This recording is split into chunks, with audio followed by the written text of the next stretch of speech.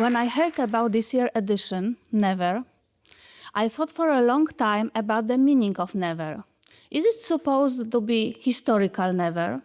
I am a history teacher, so probably everyone expects to hear what if dinosaurs have never gone extinct. But then I would never have been kicked off this stage. So perhaps my personal never. I'll never do it again. Sounds menacing, dramatic, sad. I'll never forget feels like the best vacation of my life, especially since the vacation I'm about to tell you about lasted the whole year, and I traveled to the end of the world. Lately, I have been thinking often about this period of my life. My journey took me to Venezuela in South America. Following recent events on TV, I saw the familiar sights of Caracas, now all in poverty, but then, in the eyes of the child of PRL, it was almost like Disneyland. So I began my story. I will never forget my journey to the end of the world. When I was 8, my mother and I sailed to Venezuela. Even today, it sounds like a stunning idea, but then, in 1980s, it was almost as popular as tourist flights to the moon. We have distant relatives there, and communist officials apparently decided that letting us go wouldn't harm socialist systems, so we got our passports. I'll never forget preparing for this journey. Of course, there was nothing to buy in the shops, so my mother sold me a backpack. I packed my teddy bear and a few personal treasures, and we set off from Gdańsk on merchant ship Henryk Jędza. It was important shipbuilder in the PRL. I don't know if we couldn't afford a plane or there wasn't any flights from Warsaw to Caracas, but our one-way trip took us 2 months as we stopped at ports in Europe, South America, Central America. Sometimes we stayed in the port for a few days, sometimes for a week, so we could go ashore.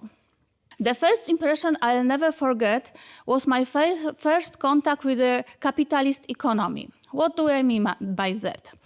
I'm talking about a child born into shortage economy, even flour and groats when on ration, who visited a West German department store, toys and school supplies section.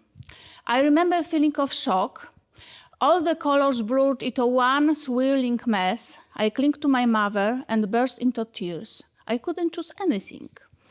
As an adult, I saw a photo of a tribesman who started to cry from shock when he saw the white explorers for the first time. I understand his feelings deeply. Fortunately, the next great experience was far more pleasant. I'll never forget the taste of food, the smells, even the amazement that such things exist. Chocolate milk, for example, was a multi-layered experience. Firstly, in PRL, liquids weren't sold in cartons. Secondly, I didn't know the taste of real chocolate. The compound chocolate was so disgusting that I preferred not to eat. Stealing sugar from a sugar bowl and melting it in a pan was far more better. When we loaded supplies in a Dutch port, we discovered that plain milk in West was completely different product. Later, as a historian, I learned that because of the crisis, socialist authorities allowed the consumption of milk from the diseased cows.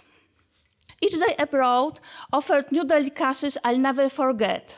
The divine taste of my first fast food meal. It was so delicious. My first visit to Burger King, hot dogs from a street stall, sodas other than the fizz powder. The list is endless. Luckily, my memories aren't limited to ultra-processed food.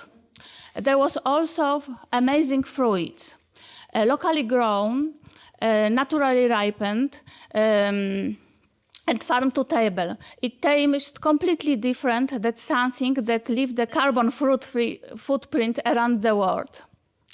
What's more, Local fruits don't have Polish or English names because they aren't good for transport and storage, so they don't exist in a global trade.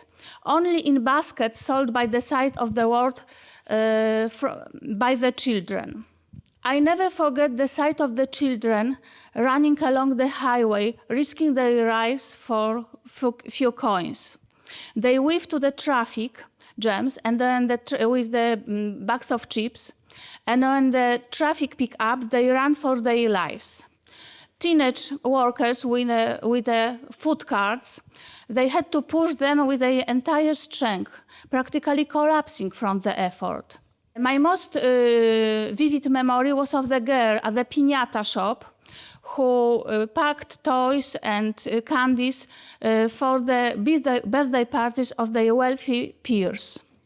In the communist countries, official narration spoke about exploitation and poverty in the West, but nobody believed it. Everybody knew that there was beautiful, but here bad.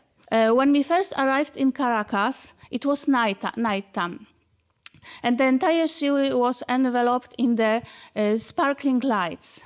It looked at the crystal dust fell on the area, and the cicadas buzzing frantically. In the morning, reality hit us. We saw the hills covered with chicken coops, bricked shacks, unplastered,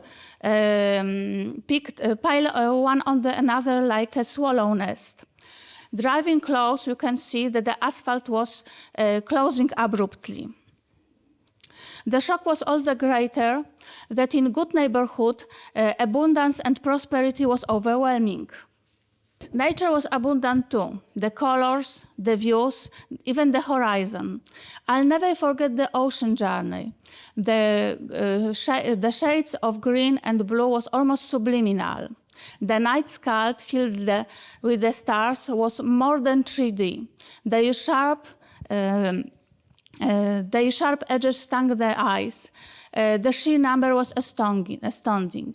There was more stars than the skies. During the day, the flying fishes and even the dolphins accompanied us.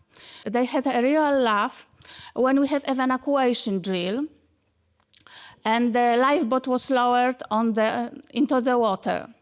Unluckily, something went wrong, and it broke its tether and disappeared at an amazing speed.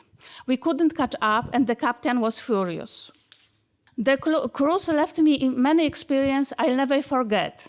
While crossing the equator, a party was held at the ship, and as an only child, I was allowed to steer for a while. Apparently, I couldn't keep the straight course and keep turning towards the Galapagos. I also learned to appreciate the absurdity of some situations.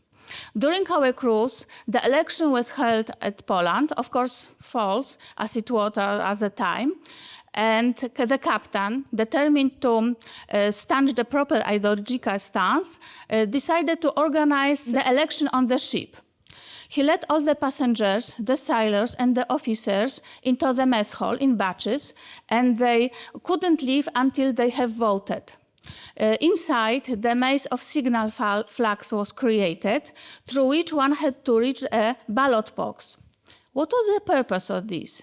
It was decorative or psychological trick, especially since there was no need to crossing anything out. There was only one set of candidates.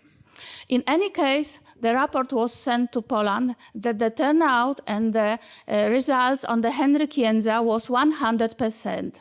Maybe he thought it was a beautiful ending to the ship's career. I checked the records of the Polish oil line, and my ship was scrapped in 1987. These are my memories that I'll never forget. My trip to Venezuela, out there and back again. Thank you very much.